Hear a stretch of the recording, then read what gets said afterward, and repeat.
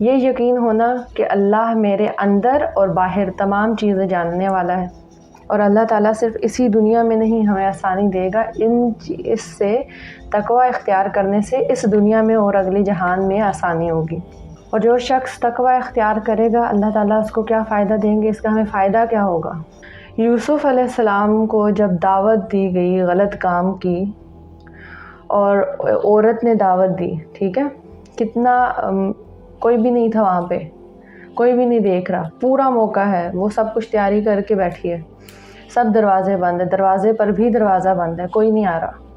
السلام علیکم ورحمۃ اللہ وبرکاتہ۔ میں امید کرتی ہوں آپ لوگ ایمان اور صحت کی بہترین حالتوں میں ہوں گے۔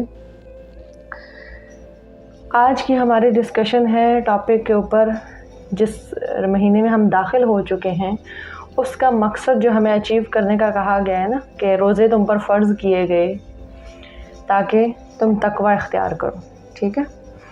تو اس کا جو مقصد ہے رمضان کا وہ ہے تقوی اختیار کرنا، اور آج ہم اسی کو دیکھیں گے کہ تقوی ہے کیا، اس کو اختیار کرنے کے فائدے کیا ہیں، ٹھیک ہے، فوائد کیا ہیں، اور اللہ تعالیٰ اتنا اس کو پرومیننٹ کر رہے ہیں رمضان کے ساتھ، صحیح، کہ رمضان کس لیے آتا ہے، یہ ایک مہینہ کس لیے آتا ہے، تاکہ ہم تقوی اختیار کر سکیں۔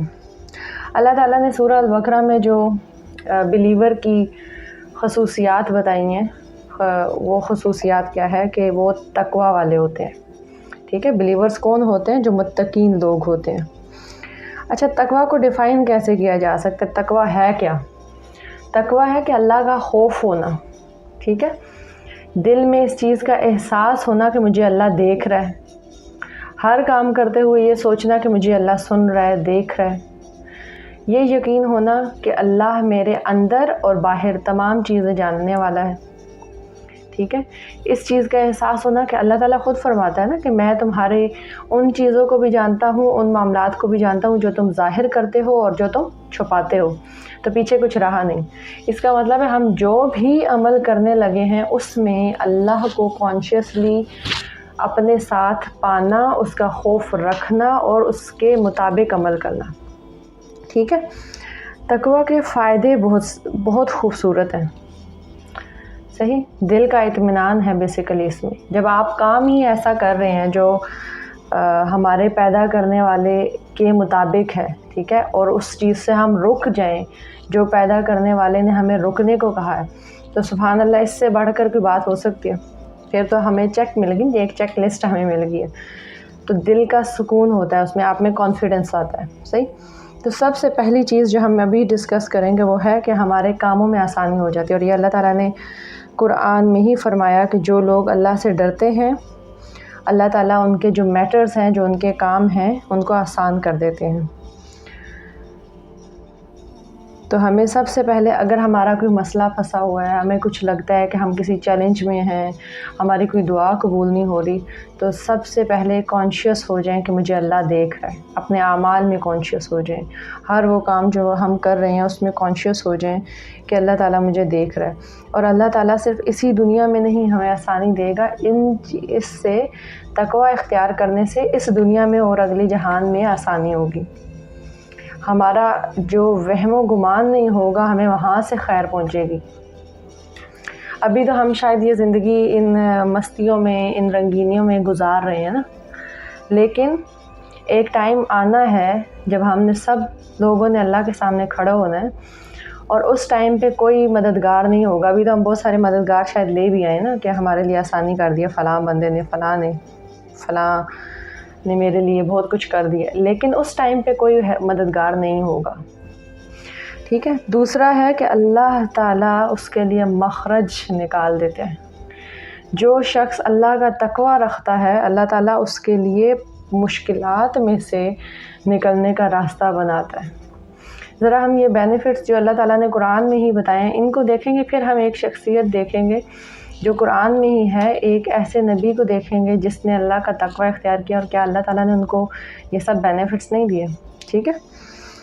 اللہ تعالیٰ، جو بھی اللہ تعالیٰ سے ڈرتا ہے اللہ تعالیٰ اس کے لیے نکلنے کا راستہ بنا دیتے ہیں، ٹھیک ہے۔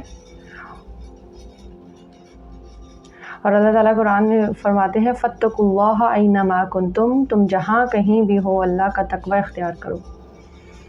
تم کمرے میں ہو، تم پبلک میں ہو، تم اکیلے ہو، تم اپنے بیڈ میں کمبل کے اندر بیٹھے ہو یا رضائی میں اپنے فون کے ساتھ بیٹھے ہو، کسی اندھیرے کمرے میں ہو یا کسی اجالے میں لوگوں کے درمیان بیٹھے ہو، تو جہاں کہیں بھی ہو اپنے اعمال میں، افعال میں تقوی اختیار کرو۔ یہ صرف یاد رکھو، کوئی نہیں دیکھ رہا، ٹھیک ہے، کوئی بھی نہیں دیکھ رہا، لیکن اللہ دیکھ رہا ہے۔ اور جو شخص تقوی اختیار کرے گا اللہ تعالیٰ اس کو کیا فائدہ دیں گے، اس کا ہمیں فائدہ کیا ہوگا، ٹھیک ہے۔ اللہ تعالیٰ ہماری مشکلات، ہماری پریشانیاں، ہر بندہ اس ٹائم پہ کسی نہ کسی فکر میں ہے، چاہے بچہ ہے، بڑا ہے، بوڑھا ہے، جوان ہے، کوئی بھی ہے، وہ کسی نہ کسی مسئلے میں، چیلنج میں ہے، ٹھیک ہے۔ اگر ہم ان چیلنجز سے باہر آنا چاہتے ہیں، کانشیسلی اللہ کا ہمیں تقوی اختیار کرنا ہے، ٹھیک ہے۔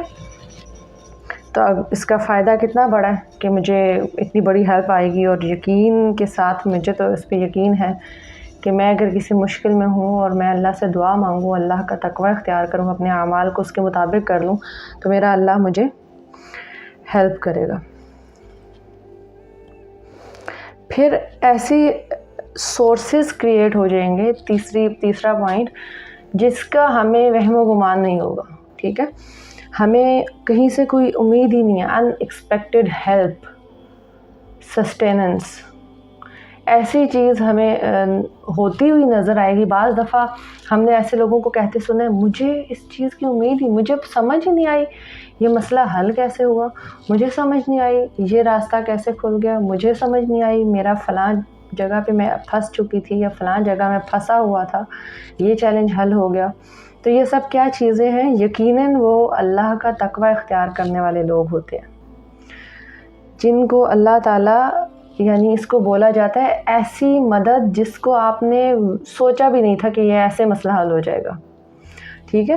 تو اللہ تعالیٰ کا تقوی اختیار کرنے والوں کے لیے اللہ تعالیٰ خود ان کو ایسا راستہ عطا فرمائیں گے جس کے بارے میں انہوں نے کبھی گمان نہیں کیا۔ اللہ تعالیٰ قرآن میں فرماتے ہیں He will provide for him from source he could never imagine۔ اور ہم واقعی نہیں سوچ سکتے کہاں سے اللہ تعالیٰ ہمیں مدد فرماتے ہیں، کہاں سے ہمیں اللہ تعالیٰ گائیڈ کرتے ہیں۔ تو اگر ہم اللہ کا تقوی اختیار کریں گے تو اللہ تعالیٰ ہمیں، یہ اللہ کا وعدہ ہے کہ اگر ہم اللہ کے ڈرنے والے ہوں گے تو اللہ تعالیٰ ہمارے لیے آسانیاں کرے گا اور ایسی مدد لے کے آئے گا جس کا ہم سوچ بھی نہیں سکتے۔ اور جو شخص اللہ کا تقوی اختیار کرے گا، اللہ تعالیٰ فرماتے ہیں او you who believe if you fear Allah he will grant you a furqan، ٹھیک ہے، thus distinguish between the truth and the falsehood۔ تو اللہ تعالیٰ ہمیں فرق دے۔ فرقان کس کو بولا جاتا ہے؟ قرآن کا ایک نام ہے فرقان۔ فرقان بولا جاتا ہے ایک غلط اور صحیح کے درمیان میں فرق کرنے والی، ٹھیک ہے۔ قرآن ایک وہ کتاب ہے، اس کا یہ جو نام ہے اس کا مقصد کیا ہے؟ غلط اور صحیح کے بیچ میں فرق کرنے والی۔ اسی طرح ہمیں صحیح غلط کے بیچ میں ہم لوگ بھی کبھی اکثر پھنس جاتے ہیں، اکثر ہمیں اس چیز کے بیچ میں سمجھ نہیں آتی ہم کیا کریں، کون سا راستہ اختیار کریں، کس سے بات کریں، کس سے نہ کریں، کس سے یہ مسئلہ حل کروائیں۔ تو اللہ کا تقوی اختیار کرنے والے جو ہوتے ہیں مومنین، اللہ کا جو خوف رکھتے ہیں دل میں، اپنے معاملات کو اللہ کے مطابق کرتے ہیں، تو اللہ تعالیٰ ان کو صحیح غلط کی پہچان دے دیتا ہے، ٹھیک ہے۔ ان کا جو دل ہے وہ کھول دیتا ہے، ان کو معاملات کی سمجھ آنے لگ جاتی ہے۔ اب ہم آتے ہیں ایک ایسی پرسنالٹی کی طرف قرآن میں جس کا ذکر ہے، سورہ یوسف ہم سب نے پڑھی ہے، بلکہ بہت مشہور سورہ ہے۔ یوسف علیہ السلام کو جب دعوت دی گئی غلط کام کی، اور عورت نے دعوت دی، ٹھیک ہے، کتنا کوئی بھی نہیں تھا وہاں پہ، کوئی بھی نہیں دیکھ رہا، پورا موقع ہے، وہ سب کچھ تیاری کر کے بیٹھی ہے، سب دروازے بند ہیں، دروازے پر بھی دروازہ بند ہے، کوئی نہیں آ رہا، باہر چوکیداری ہے، کوئی نہیں آئے گا، انشورنس یعنی یہ انشور کر دیا۔ لیکن انہوں نے کیا کہا کہ مجھے اللہ کا ڈر ہے۔